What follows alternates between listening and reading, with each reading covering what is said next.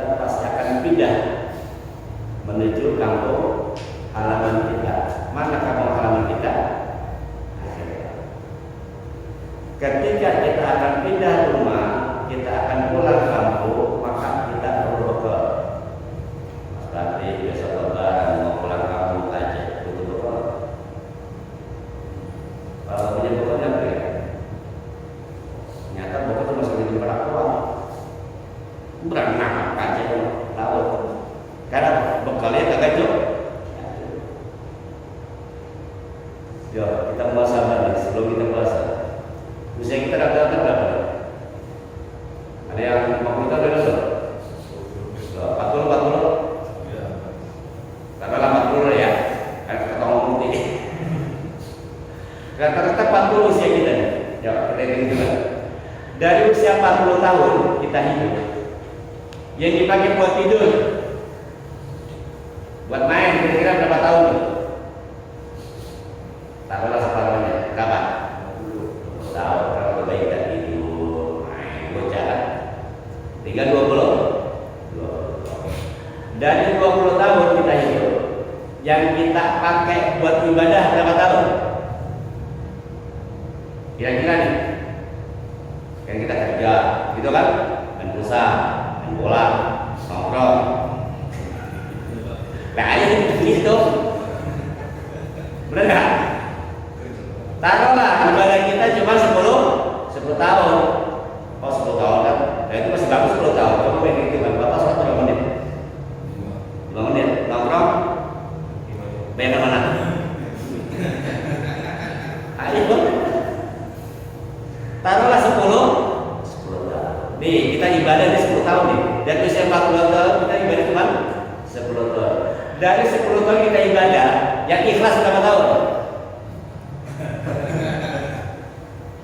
Karena ibadah yang berpotensi diterima dan ibadah yang ikhlas. Wa ma umiru illa liya'budullah mukhlishina.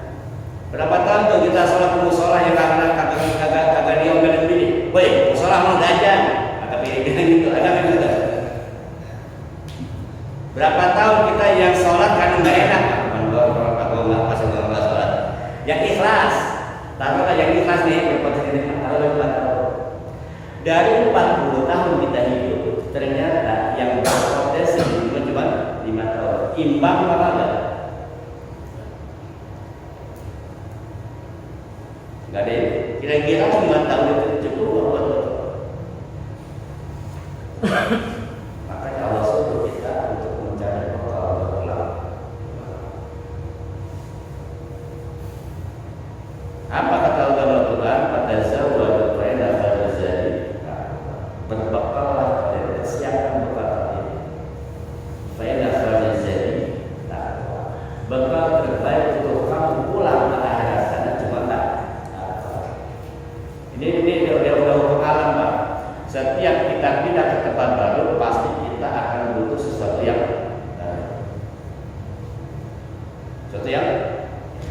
contoh,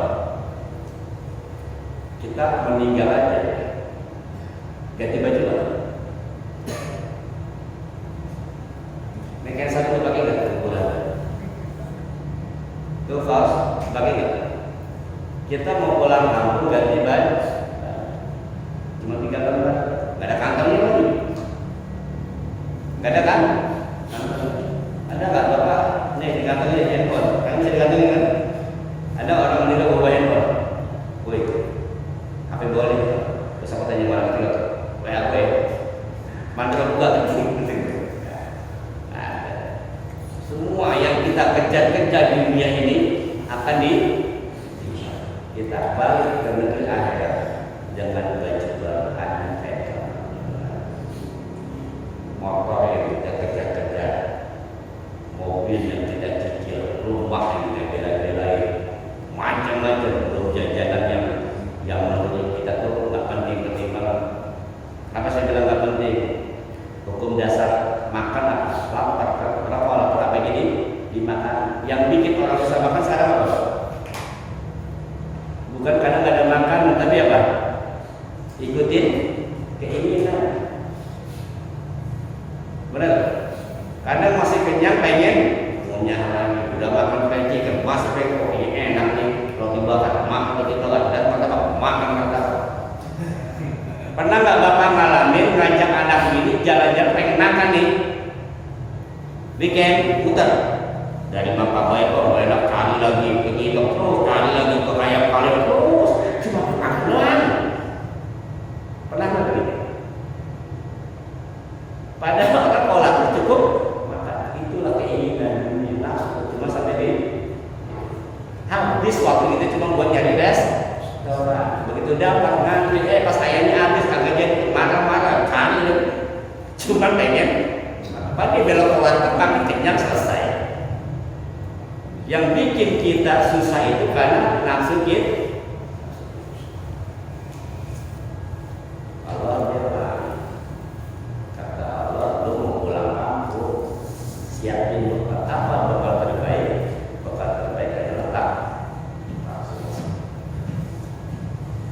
Itulah kenapa Allah kasih Bapak. Oke, sekarang kita kaitkan dengan ayat puasa. Pahami dulu nih, kita sholat, kita puasa, kita belajar, kita ngaji. Kemana Bapak bicara? Kita sedang mengejar poin, sedang mengejar poin. Dalam aturan sunnah ajul atau pahala. Poin itu akan dikonversi nanti diperlihatkan kepada kita ketika menjelang sakaratul maut. Nih poin-poin yang terkumpul di puasa, kalau orang jahat, semua tuh poin-poin itu akan dikumpulkan. Tapi di tengah jalan banyak poin-poin kebaikan yang akhirnya gugur. Pindah ke transfer atau debit dengan sendirinya. Kita puasa nih, kita sholat, tiba-tiba nggak ada pahala sholat di catatan kita, malah di catatan teman kita. Kok bisa? Bisa. Ketika kita sedang sholat, gibahin orang, auto debit langsung pindah. Langsung Nah, kalau orang kesal sama kita, benci sama kita, nggak usah ya.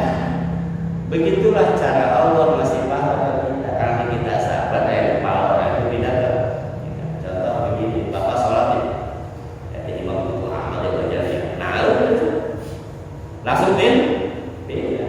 Begitu nanti di sakaratul maut, kok nggak ada pahala sholat saya, malah ada jadi bisa.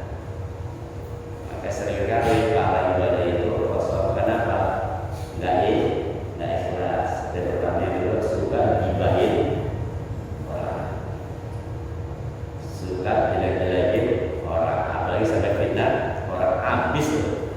Kalau dalam bahasa hadis istilahnya muflis. Jadi muflis itu orang dia mengumpulkan amal-amal ibadah, tapi ibadahnya habis hanya untuk membayar kesalahan-kesalahannya.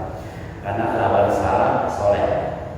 Kalau salah adalah soleh, perbuatan soleh kita akan kalah oleh kesalahan kita. Soleh kita akan hilang karena salahnya kita.